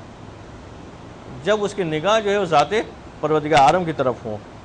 وانصرف عنہ الشیطان خائبان، اور اب شیطان اس سے مایوس ہو کے چلا جاتا ہے. اسے کل کی بحث میں یہ بات آئی تھی کہ جب شیطان ذہن پہ چھا جاتا ہے تو انسان کی کیفیت کیا ہوتی ہے کہ خدا کو بھول جاتا ہے، وہ وسائط میں گھومنے رکھتا ہے، جو وسیلے ہوتے ہیں اس کو دیکھنے رکھتا ہے. سمجھتا ہے کہ اس نے مجھے رزق دیا، اس نے صحت دی، اس نے نعمت دی، اس کا مطلب شیطان ذہن میں چھایا ہوا ہے. مگر جب یہ ذات پروردگار عالم کی طرف متوجہ ہو گیا اس کا مطلب اب شیطان چلا گیا اور اس نے سمجھ لیا کہ وہ آئسن ان مز توحید ہی بحاظ الشرک کے. وہ مایوس ہو گیا کہ اب اس کی توحید خالص ہو گئی ہے، اب اس میں ملاوٹ نہیں ہو سکتی. اب یہ نہ سمجھے کہ رزق مجھے خدا بھی دیتا ہے اور فنا ذریعہ بھی دیتا ہے. اب وہ یہ نہیں سوچے گا کہ صحت مجھے خدا بھی دیتا ہے اور فنا آدمی بھی دیتا ہے، بلکہ اب اس کا عقیدہ خالص ہو گیا ہوتا ہے کہ صحت بھی وہی دیتا ہے، رزق بھی وہی دیتا ہے، نعمت بھی وہی دیتا ہے.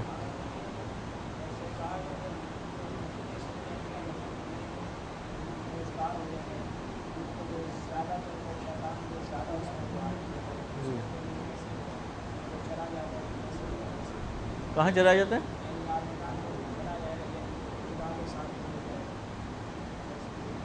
ہاں، یعنی بات یہ بیان کی جا رہی تھی کہ اگر انسان خدا سے ہٹ کے ظاہری ذرائع کی طرف توجہ رکھتا ہے اس کا مطلب یہ کہ شیطان اس کے ذہن پہ چھایا ہوا ہے اور وہ شرک خفی کروا رہا ہے اس سے. اس سے کہ جب وہ دو کو ذریعہ مان رہا ہے کہ خدا بھی رزق دیتا ہے، فنا صاحب بھی رزق دیتے ہیں، خدا بھی صحت دیتا ہے، فنا ڈاکٹر بھی صحت دے رہا ہے، اس سے مطلب شرک خفی کا مرتکب ہو رہا ہے. شرک خفی کا جو ہے وہ ذہن میں ڈالنے والا کون ہے؟ شیطان ہے. کہ شیطان نے اس کے ذہن میں ڈالا کہ اس کا بھی شکریہ ادا کر. یہ الگ عنوان ہے کہ جو ہے ظاہر نعمت دینے والے کا شکریہ ادا کرنا چاہیے، مگر اس کا شکریہ ذریعہ بننے کے عنوان سے کرنا ہے. یہ نہیں کہ اصل میں وہی دینے والا ہے. اگر ہم اس کا شکریہ ادا اس لیے کریں کہ پروردگار عالم نے اس کو ذریعہ بنایا ہم تک نعمت پہنچانے کے لیے تو یہ شکریہ صحیح ہے. مگر ہم شکریہ اس لیے ادا کریں کہ یہ مستقل ہے، اگر خدا نہ چاہتا تب بھی یہ دیتا ہمیں، تو وہ شکریہ غلط ہوگا. تو شیطان ذہن میں یہ ڈال دیتا ہے کہ یہ ظاہری جو اسباب ہے اسی پہ انسان جو چلتا رہے اور خدا سے اس کے ذہن کو ہٹا دیتا ہے. جی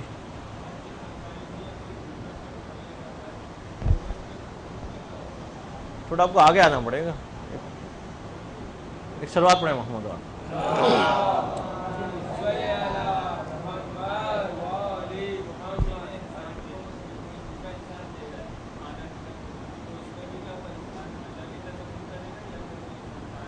نہیں، اس انسان کا شکریہ ادا کریں گے ہم، مگر اس وقت ذہن میں یہ ہوگا کہ یہ آدمی ذریعہ بنا ہے پروردگار عالم کی طرف سے، یہ نہ ہو کہ اس کا مستقل شکریہ ہو۔ فرق کیسے پتہ چلے گا؟ مگر جو مثلا محسن ہے ہمارا، جو احسان کر رہا ہے، جو ہمیں نعمت دے رہا ہے، اگر کبھی اس نے ہمیں ایسا کام کہا کہ جس میں حکم خدا کی مخالفت ہو رہی ہے، تو ہم اگر ذہن میں ہمارا یہ ہوگا کہ اصل نعمت دینے والا خدا ہے، تو ہم اس کی اطاعت نہیں کریں گے، ہم اس کی بات نہیں مانیں گے گناہ کے کام میں۔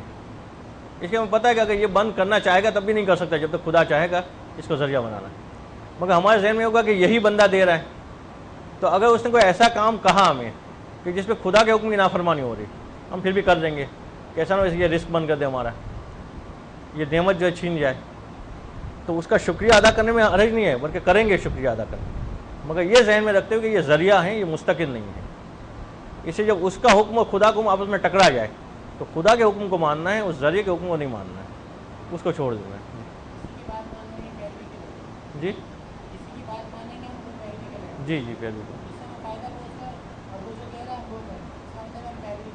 جی جی ہاں، جائز کام میں بات مانے حرج نہیں ہے، مگر ایسی چیز میں بات نہیں مان سکتے کہ جس میں خدا کے حکم کی نافرمانی ہو رہی ہے۔ پروردگار کہہ رہا ہے کہ مثلا جو ہے وہ فلاں کام کرو، اور وہ کہہ رہا ہے نہ کرو۔ جیسے بعض جگہوں پہ انسان جاب کرتا ہے تو وہاں شرط ہوتی ہے کہ داڑھی مونڈنا ضروری ہے، کہ بھائی ہمارا سارا اسٹاف جو داڑھی مونڈا ہوگا۔ انسان کہے کہ بھائی اگر مثلا یہ جاب چلی جائے گی تو رزق کہاں سے آئے گا، اور وہ حرام کام کرنے کے آمادہ ہو جائے۔ ہاں، تو اب جاب کو چھوڑنی پڑے گی خدا کو پانے کے لیے، اس لیے کہ اس کو یہ ظاہری چیزوں کو نہیں پانا ہے، خدا کو پانا ہے تو ان چیزوں کو چھوڑ دے گا۔ جی، کھلانے والا کون ہے؟ وہ آدمی ہے یا خدا ہے؟ اگر اس کے ذہن میں کانسیپٹ کلیئر ہوگا کہ رزق خدا دیتا ہے تو ان چیزوں کی پرواہ نہیں کرے گا، وہ پھر حرام میں مبتلا نہیں ہوگا۔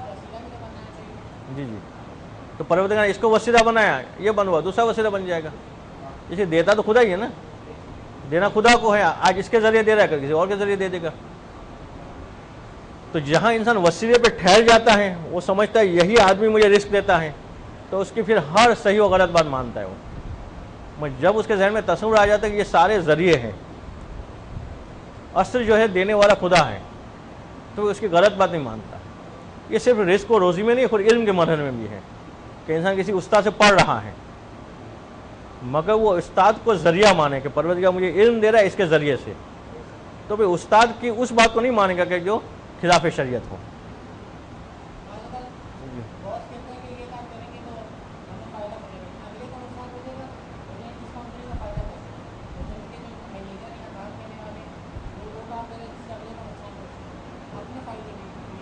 یعنی جو بھی اس کے سیٹ نے کام دیا اس کو، اس کی ذمہ داری ہے کہ یہ دیکھے کہ خدا نے جو حکم دیا ہے اس سے مخالفت تو نہیں ہو رہی ہے، شریعت کے کسی حکم سے ٹکرا تو نہیں رہا ہے، پھر کر سکتا ہے وہ۔ اگر شریعت کے حکم سے ٹکرا رہا ہے تو پھر نہیں کرے گا وہ۔ اب پتہ ہے کہ نہیں کرے گا تو جاب سے نکال دیں گے، تو ٹھیک ہے نکال دیں۔ اسے رزق کا ذریعہ یہ آدمی نہیں ہے، یہ سیٹ نہیں ہے، رزق دینے والا خدا ہے، یہ ذریعہ ہے، یہ آج یہ ہے کل کوئی اور بن جائے گا۔ پروردگار قادر ہے کسی اور کو ذریعہ بنائے، مگر وہ محدود ہو گیا کہ نہیں یہی دینے والا ہے، تو پھر خدا کی نافرمانی ہو رہی ہے، پھر بھی اس کی بات مان لے گا۔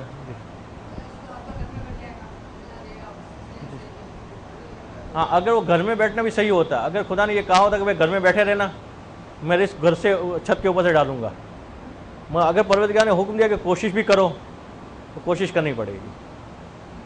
اگر کوشش کا حکم نہ ہوتا تو پھر یہ بھی صحیح ہو جاتا۔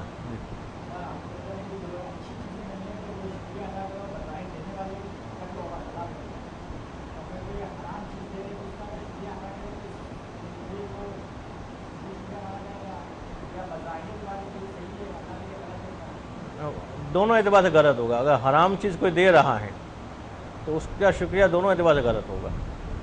اسے وہ آدمی نے جو ہے آپ کو جہنم کے قریب کیا ہے، آپ اس کا کس بات پہ شکریہ ادا کر رہے ہیں؟ وہ اگر کوئی آپ کو مثلا شراب کی بوتل گفٹ کرتا ہے تو آپ کس بات پہ شکریہ ادا کر رہے ہیں کہ ہاں اچھا ہے تمہیں جہنم کی دھکیل رہے ہیں، اس کا شکریہ بھی غلط ہے، اور خدا کی تو نافرمانی ہو ہی رہی ہے۔ تو حلال چیز میں جو شکریہ ادا کیا جائے گا، نہ کہ حرام چیز میں۔ اچھا، اب اس میں ایک پیراگراف اور رہا ہے کہ وہ اما من لم ینشرح بنور اللہ صدرہ، مگر وہ آدمی کہ جس کا سینہ بھی خدا نہیں ہے، نور خدا سے، جس کا سینہ جو ہے تنگ ہے، جو فقط محدود چیزوں کو دیکھ رہا ہے، ظاہری اسباب اور علامتوں کو دیکھ رہا ہے، وہ کثرت بصیرتہ عن ملاحظۃ جبار السماوات والارض و مشاہدۃ کونہ وراء کل، اور جس کی نگاہ کوتا ہے، چھوٹی نگاہ ہے، وہ جو ہے وہ آسمان و زمین کی جبابیت کو نہیں دیکھ رہا ہے، پروردگار عالم کی قدرت کا مشاہدہ نہیں کر رہا ہے، وہ ظاہری اسباب پہ لگا ہوا ہے، وہ ان چیزوں کے تک محدود ہے، وہ آگے کا اس کی سمجھ میں نہیں آ رہا ہے، نظر نہیں آ رہا ہے، تو فوقف فی الطریق علی بعض المسخرات، تو اسی راستے پہ ٹھہر جاتا ہے ان مسخرات کے، اور اسی کو چومنے لگتا ہے کہ ہاں یہ آدمی جو ہے اس نے مجھے علم دیا، یہ آدمی ہے اس نے مجھے رزق دیا، یہ آدمی ہے جس نے مجھے نعمت دی، اور انہی کے اطراف میں وہ گھومتا رہتا ہے۔ وَهُوَ جَهْلٌ مَحْضُونٌ، وہ یہ خالصتاً جہل ہے۔ لوگ چاہے اپنے آپ کو کتنے عقل مند کہیں کہ ہم کتنا اچھے کہ ان سب سے بنا کے رکھتے ہیں، اور حتیٰ کہ ایسی بنا کے رکھتے ہیں کہ وہ کوئی غلط کام کہتے بھی ہم کر کے دیتے ہیں، مگر یہ جاہل محض ہے، کہ بالکل خالص جاہل آدمی ہے یہ، کہ وہ غلط فی ذالک غلط نملۃ مسن لو کانت تدب علی الکاغذ فترى راس القلم یسد الکاغذ، اور اس کی غلطی ویسی ہے جیسی غلطی کہ چونٹی کرتی ہے۔ چونٹی غلطی کیا ہوتی ہے کہ جب وہ کاغذ پہ چل رہی ہوتی ہے اور چلتے یہ دیکھتی ہے کہ قلم سے کوئی چیز لکھی جا رہی ہے اس کے اوپر، تو فترہ راس قلم ہے، تو اس کی نگاہ جو ہے قلم کی نوک پہ ہوتی ہے، وہ دیکھتے قلم کی نوک کہاں چل رہی ہے، یسد الکاغذ، اور وہ سمجھ رہی ہوتی ہے کہ یہ قلم کی نوک کاغذ کو سیاہ کر رہی ہے، اس کی نگاہ فقط اس نوک پہ ہوتی ہے، اور اس کی معرفت یہ ہوتی ہے کہ یہ قلم کی نوک کاغذ کو سیاہ کر رہی ہے۔ وَلَمْ يَمْتَدِّ بَصَرُهَا إِلَى الْأَصَابِعِ وَيَدِهِ، اور اس کی نگاہ جو ہے ان انگلیوں تک نہیں پہنچتی جس قلم کو چلا رہی ہے، اس ہاتھ تک نہیں پہنچتی کہ جس کے اندر یہ انگلیاں ہیں۔ فضلاً عن صاحب ید، کہاں ہے کہ اس کی سوچ پہنچے صاحب ید تک، انگلیوں تک بھی اس کی سوچ نہیں جا رہی ہوتی، تو جن کا ذہن کوتا ہوتا ہے، چھوٹا سا ہوتا ہے، وہ ان اسباب میں لگے رہتے ہیں، وہ کہتے ہیں ہاں یہ فلاں صاحب سے بنا کے رکھو، یہاں سے روزی ملتی ہے، یہ فلاں صاحب سے بنا کے رکھو، ادھر سے نعمتیں ملتی ہیں، یا یہ فلاں صاحب سے تعلقات رکھو، یہ جو ہے مجلسوں کے لیے مثلا بلاتے رہتے ہیں، ورنہ پھر ان سے اگر ناراض کر دیا تو یہ مجلس کے نہیں بلائیں گے، مثال ایسی دے رہے جو سب کو کام آئے مثلا، ٹھیک، صلوات پڑھے ہوں۔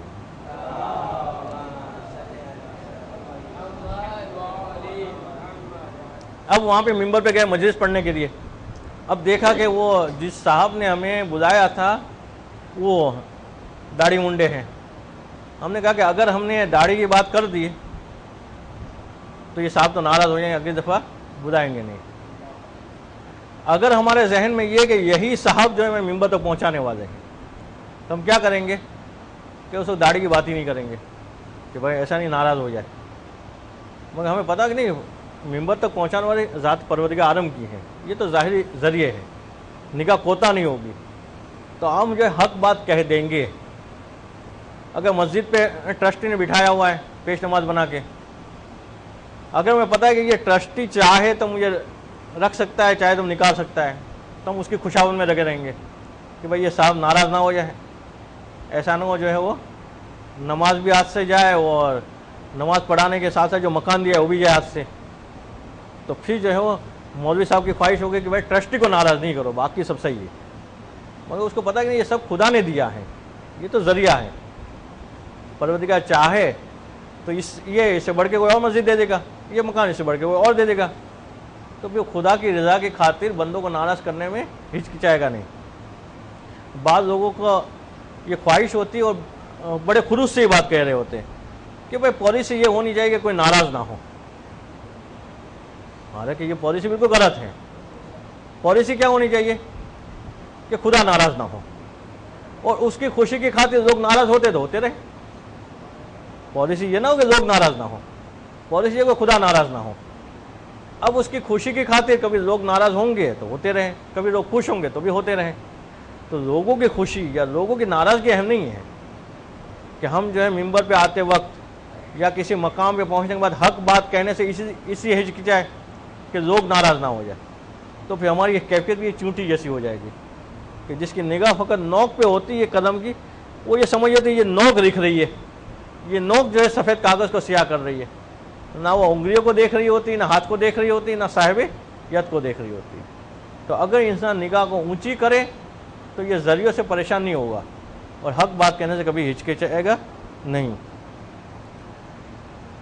وَظَنَّتْ أَنَّ الْقَلَمَ هُوَ الْمُسَوِّدُ لِلْبَيَاضِ، اور یہ چونٹی خیال کر رہی ہوتی ہے یہ قلم ہی جو ہے وہ کاغذ کو سیاہ کر رہی ہے۔ وَذَلِكَ لِقُصُورِ بَصَرِهَا عَنْ مُجَاوَزَةِ رَأْسِ الْقَلَمِ لِضِيقِ حَدْقَتِهَا، اور یہ اس وجہ سے کہ اس کی نگاہ چھوٹی ہے، وہ صرف جو ہے وہ قلم کی نوک کے ہلنے کو دیکھ رہی ہے، وہ سمجھے کہ اسی کی وجہ سے جو ہے وہ کاغذ سیاہ ہو رہا ہے۔ یہ ایک بحث ختم ہو گئی، مگر یہاں پہ توکل کی بحث ختم نہیں ہوئی، توکل کی بنیاد کو سمجھایا گیا کہ توکل کا آغاز کب ہوگا، کہ جب انسان اسباب سے نگاہ کو ہٹا کے مسبب اور اسباب کی طرف دیکھے گا، نگاہ جو وہاں جائے گی تب ابھی توکل کا آغاز ہوگا، ابھی آگے بڑھنا شروع ہوگا۔ جب تک نگاہ ان اسباب کی طرف محدود ہے تب تک توکل کا آغاز بھی نہیں ہوگا۔ توکل شروع ہوگا اس وقت جب اسباب سے اس کی نگاہ ہٹ جائے گی اور ذات پروردگار عالم کی طرف جو ہے وہ متوجہ ہوگا۔ تو آغاز کب ہوگا عارف صاحب توکل کا؟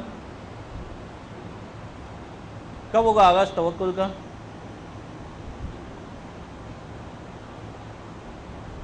جی اعجاز صاحب،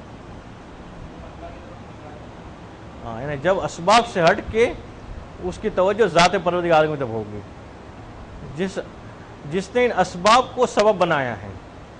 جب انسان کو یہ یقین ہو جائے کہ جس خدا نے آگ کو حرارت دی ہے وہی خدا اس بات کے اوپر بھی قادر ہے کہ آگ رہے اور اس کے اندر حرارت نہ ہو، یعنی انسان آگ میں چلا جائے مگر جلے نہیں۔ جب تک ہمارے ذہن میں یہ کہ آگ ہے اور یہ کیسے ہو سکتا ہے کہ جلائے نہیں، آگ ہے تو جلائے گی، اس کا مطلب ابھی بھی نگاہ ہماری سبب کی حد تک محدود ہے۔ جب یہ معلوم ہو جائے ہمیں کہ آگ کو حرارت جو ہے خدا نے دی ہے، وہ جب چاہے تب اس آگ کو آگ رہتے ہوئے حرارت کو چھین لے۔ ہم حرارت ختم کر سکتے آگ کو بجھا کے نہیں، آگ رہے، برف رہے اور ٹھنڈک ختم ہو جائے۔ تو جب یہ نگاہ ہو جائے گی تب توکل کا آغاز ہوگا۔ اب اس کے بعد جب وہ مراحل پہ آگے بڑھے گا تو پھر جو ہے وہ مناجات سر جو ارباب قلوب کی ہوگی، یعنی وہ افراد کے جو دل رکھتے ہیں، دل رکھنے والے لوگوں کی مناجات سر۔ اچھا، اب یہ سیر و سلوک کی وہ منزلیں آ رہی ہے آگے کہ اس میں بعض باتیں ایسی ہیں کہ جو ہو سکتا ہے کہ سب کی سمجھ میں نہ آئیں، اس لیے کہ اس کے لیے ایک تو جو ہے وہ ذہن کی وہ بلندی چاہیے کہ جو عام طور پہ غیر طالب علموں کے لیے نہیں پائی جاتی، افراد عوام میں جو ہے وہ چیز نہیں پائی جاتی۔ جب انسان حوضے میں آیا ہوتا ہے، کچھ سال گزرے ہوتے ہیں، تو وہ کم از کم دین سے اتنا مربوط ہو گیا ہوتا ہے کہ قلب میں گنجائش پیدا ہو گئی ہوتی ہے کہ اب جو ہے بعض سیر و سلوک کی باتیں اس کے سمجھ میں آ سکے۔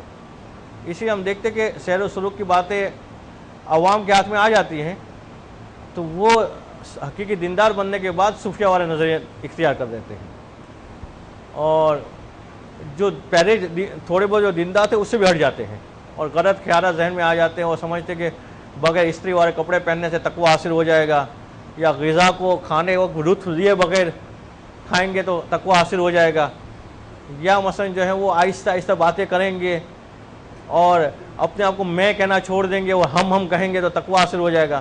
جو ظاہری طور پہ اپنے آپ کو انکساری ظاہر کرنے کی شوقین افراد جو کرتے ہیں وہ یہ زیادہ تر عوام میں سے ہوتے ہیں۔ وجہ کیا ہوتی ہے کہ بنیاد نہیں ہوتی ان کے پاس، مگر جو حوضے میں آئے ہوتے ہیں جن کے پاس بنیاد ہوتی ہے ان کے لیے تو یہ مناسب ہوتا ہے کہ یہ سیر و سلوک کی وہ باتیں سمجھے، سیکھے، اور آگے جو بات آ رہی ہے اس کے اندر اس اعتبار سے بھی زیادہ گہرائی ہے کہ ایک سلسلہ بتایا جائے گا ظاہری کا، کہ جہاں پہ انسان ان باتوں کو سمجھتا ہے کہ جو شہود والی ہے، بالکل نظر ہونے والی ہے، وہی سلسلہ پھر غائب والا بتایا گیا ہے کہ اس کے پردے کے پیچھے وہ ارادہ، وہ قدرت، وہ قلم کہ جو علم کو تحریر کر رہی ہے، اس کا ایک اپنا سلسلہ بتایا گیا ہے۔ تو یہ تقریباً 3-4 درس کی گفتگو ہیں سیر و سلوک کی۔ یہ اب جو بیان کی جائے گی انشاءاللہ اگلے درس سے، وہ کوشش کریں گے کہ اس انداز سے بیان ہو کہ وہ ریکارڈ نہ ہو، اور کوشش آپ لوگ بھی کریں کہ اس کو ریکارڈ وغیرہ نہ کریں، جو ہیں وہ اس کو سمجھے، اگر سمجھ میں نہیں آتا اسی وقت سوال کریں، اور کوشش کریں کہ سمجھے بغیر نہ اٹھے، اور اگر جو ہے وہ سمجھ میں بالکل نہیں آتی تو اپنے ذہن سے اس کو ڈیلیٹ کر دے، بجائے کہ اس کو رکھ کے خود ہی کسی نتیجے کو پہنچنا۔ یہ 3-4 دن کی بحث ہے، اس کے بعد پھر وسواس کی بحث آ جائے گی جو عمومی فائدے کی ہے، کہ انسان میں وسوسہ کیسا پیدا ہوتا ہے اور وسوسہ و اذہام میں کیا فرق ہے۔ بعض بار انسان کے ذہن میں وسوسہ آ رہا ہوتا ہے، وہ سمجھ آتا ہے اذہام ہو رہا ہے مجھ پہ، وہ لوگوں میں مشہور کر دیتا ہے کہ مجھے اذہام ہو رہا ہے اور فلاں چیز ہونے والی ہے، اب یہ ہونے والا ہے، اب یہ ہونے والا ہے، جبکہ ہوتا وسوسہ ہے۔ تو کن لوگوں کے ذہن میں وسواس آتے ہیں، کن لوگوں کے ذہن میں اذہام آتے ہیں، تو یہ انشاءاللہ 3-4 دن کے بعد وسواس کی بحث شروع ہوگی۔ تب تک یہ 2, 3 یا 4 درس ہوں گے جو ریکارڈ نہیں ہوں گے، اور انشاءاللہ جو ہے تجزیہ و ترکیب کی کلاس جس انداز سے ہوتی ہے راؤنڈ بنا کے، اسی انداز سے یہ درس ہوں گے کل سے، یعنی سیٹرڈے سے انشاءاللہ۔ صلوات پڑھیں محمد۔